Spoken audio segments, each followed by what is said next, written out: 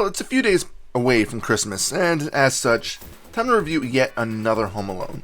This year, it's the Genesis turn to shine, or at least attempt to. And of course, just like the SNES and NES versions, the Genesis version of the original Home Alone is a completely different game. But is it better or worse? Well, a little bit of each actually. I really can't decide whether I like this one better than the SNES one or not. It's a hell of a lot better than the NES version though, I can tell you that. I guess I should explain. The story remains the same from the movie. Kevin McAllister is accidentally left home alone while the rest of his large family goes on vacation. Marv and Harry, the wet bandits, see if the mansion is empty and decide to rob it. Well, Kevin has to prevent them from doing so. This is where the similarities to the movie end, because I really don't remember pissed off cats and specters attacking Kevin on the big screen. I'll get to those shortly. First, let me explain the goal of the game. You play as Kevin, which is to be expected. This time around, you're not just limited to Kevin's house, but instead need to protect all 5 houses in the neighborhood. If the wet bandits flood all of the homes, you lose. If you can manage to save at least one building by the time the police arrive, you win. You are ranked at the end of the game, so the more houses you save, the better ranking you get, which really doesn't mean anything other than bragging rights. Then again, I don't know anyone that I could talk to that I could say, I got the highest rank in Home Alone, bitch! So when you start the game, you begin on the map screen. Kevin is riding a turbocharged sled. Seriously, any button you press with the direction will use up some of that charge meter and propel him faster than a car. I want one of those. But then again, how does Kevin not kill himself when he smashes into a tree on a freaking sled at 55 miles an hour? Anyway, you smash into a snowman to pick up power-ups. You do need to smash into it and wait a second for the power-up to appear. As if you just cruise right through it, you'll miss the item. There's a neat scaling option on the snowman head, as creepy as that sounds. So when you're satisfied with the items you've found, which do respawn when leaving one of the houses, you choose a house that you want to try to save.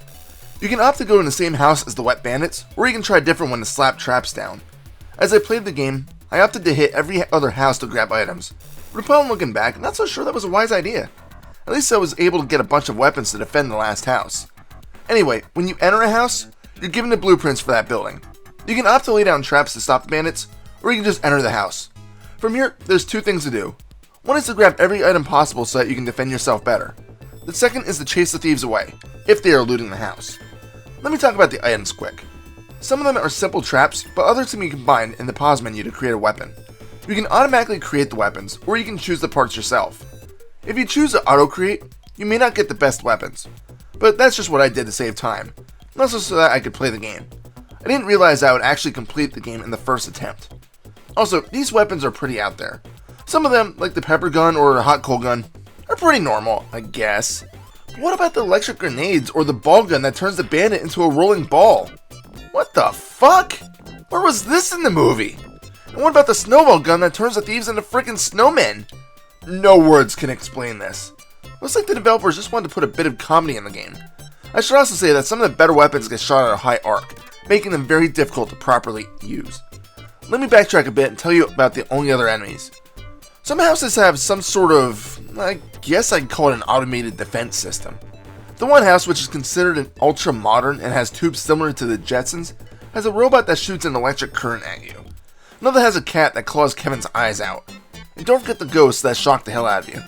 Honestly, these things are more dangerous than the thieves, as they'll knock you out for longer periods of time. So what if the thieves catch you? They'll just hook you to a wall, you mash a bunch of buttons, and Kevin gets loose to keep going on his mission. There is no health meter or lives. You just keep playing until the timer runs out, in which you win, or the wet bandits flood every house, in which you lose. It's a very simple gameplay style.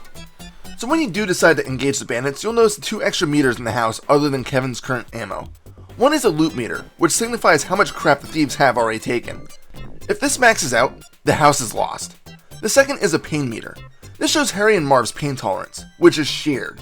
Every time you attack them, this meter will raise. Fill it up, and the bandits will run away temporarily. And you'll get a nice score bonus. It's going to require a lot of ammo to do this. So if this is what you prefer to do, be aware. The bandits will eventually come back, but this is preferred because the time will keep moving. And since they drop all their loot they captured in that house, it's an easy way to win the game. Let's talk about the music. It's hit or miss. Some of it is great, like the map screen or some of the houses. Others, not so much. In the title screen? Where the hell is the Home Alone theme song?